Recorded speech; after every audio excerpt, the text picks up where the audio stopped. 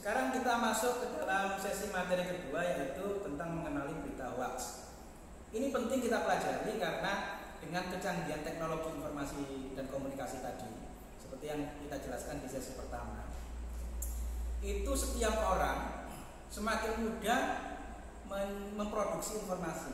Ya, kalau kamu punya smartphone, kamu bisa ngambil foto, kamu bisa ngedit foto, video, membuat teks, berita, kamu sebar semakin mudah ya. Nah, dampak sampingnya apa?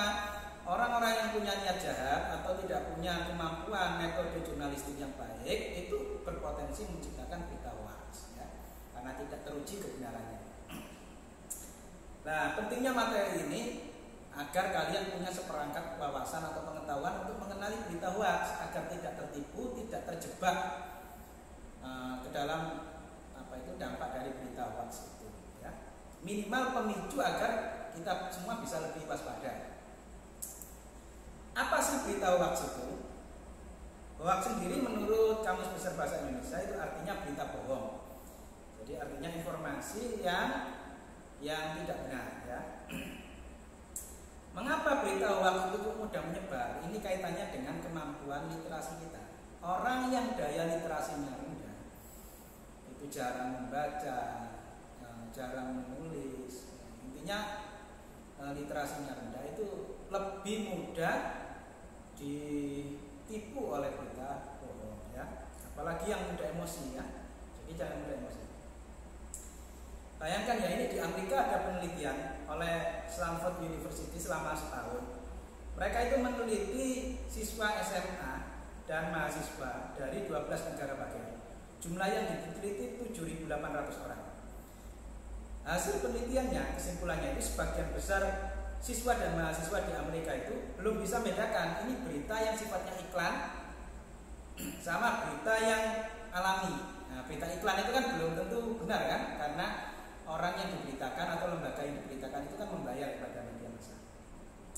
Yang lebih parah lagi, mereka subjek penelitian itu belum bisa membedakan mana akun palsu dan mana akun resmi. Ya, bisa nggak adik-adik ini membedakan ini akun resmi, ini akun palsu gitu? Ini akunnya media massa atau kantor berita resmi, ini akun bajakan, ini website resmi, ini website yang tidak valid, itu bisa nggak bedakan? Nah, di Amerika saja seperti itu. Bagaimana dengan di Indonesia? Padahal kalau di survei-survei literasi itu mereka peringkatnya lebih tinggi dari kita. Nah, kalau mereka saja tingkat literasinya yang cukup bagus itu masih kesulitan. Sebagian besar siswanya itu belum bisa membedakan akun palsu dengan akun asli, akun resmi itu.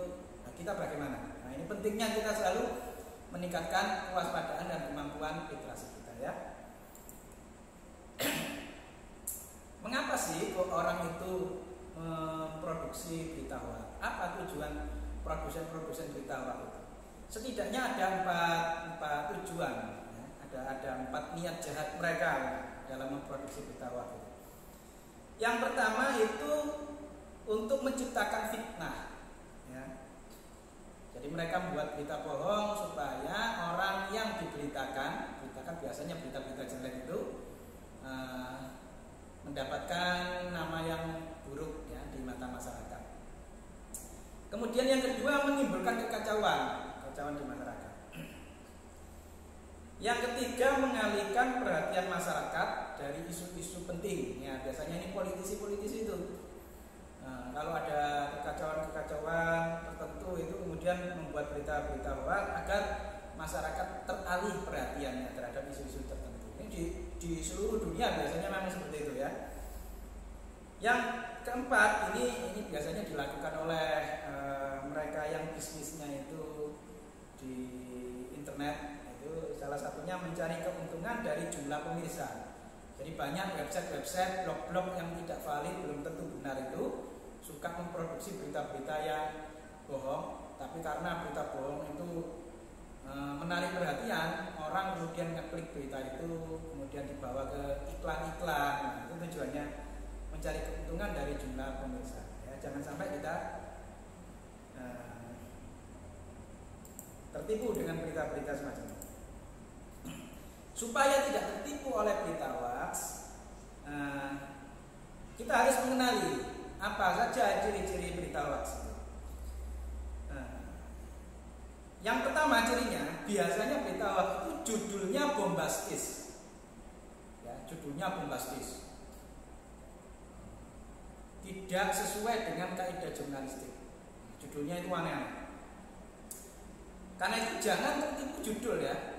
Kalau mendapatkan berita-berita itu baca isinya, kemudian dipikirkan ya.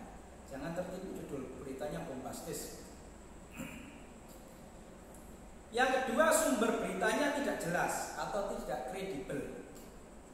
Agar tidak tertipu, kalian harus ngecek medianya. Siapa sih? Media mana yang memberitakan ini? Apakah media resmi atau media abal-abal? Apa website yang terdaftar di Dewan Pers, misalnya lembaga jurnalistik resmi, atau dia blog yang tidak bisa dipertanggungjawabkan.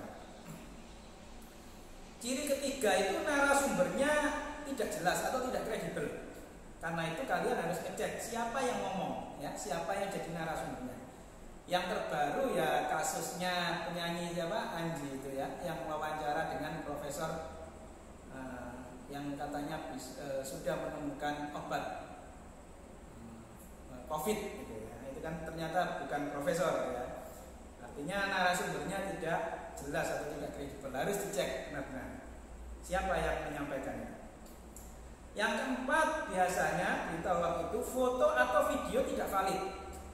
Ada yang fotonya itu bukan foto dari peristiwa itu, atau videonya tidak video dari peristiwa itu.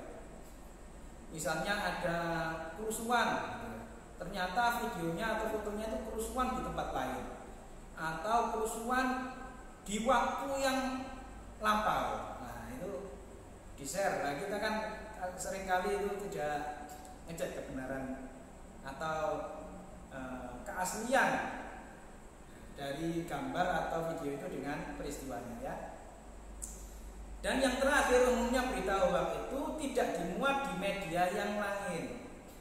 Ya cuma 1-2 media yang tidak valid tadi. Biasanya kalau peristiwanya itu besar, peristiwanya itu benar-benar heboh, itu media-media massa mainstream itu memuat. Nah, kalau tidak ada yang memuat, dan yang memuat itu hanya media-media kecil, itu umumnya ya, belum tentu juga ya, umumnya itu adalah berita hoax ya.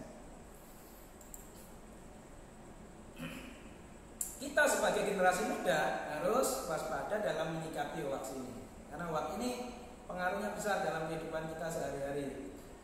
Orang muda marah, mudah emosi, membuat kerusuhan dan sebagainya, menciptakan ketidakpercayaan, kehidupan sosial menjadi tidak stabil. Itu akibat-akibat dari berita hoax.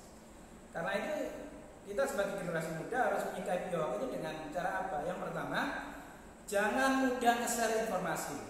Kalau kamu dapat informasi, jangan langsung dibagikan. Ini tidak hanya informasi di internet ya. Kamu mendapatkan informasi dari temanmu pada saat kamu ngerumpi atau ngegosip gitu ya. Ya jangan langsung disampaikan kepada teman yang lain. Belum tentu informasinya akan benar ya.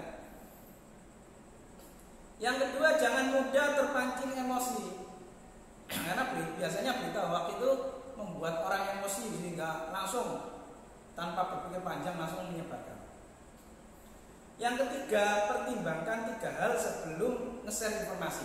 Jadi sebelum kamu membagikan sebuah informasi, pertimbangkan 3 hal. Yang pertama, pikirkan apakah informasi itu benar. Ya, benar nggak informasi? Kalau nggak benar, ya jangan disebarkan.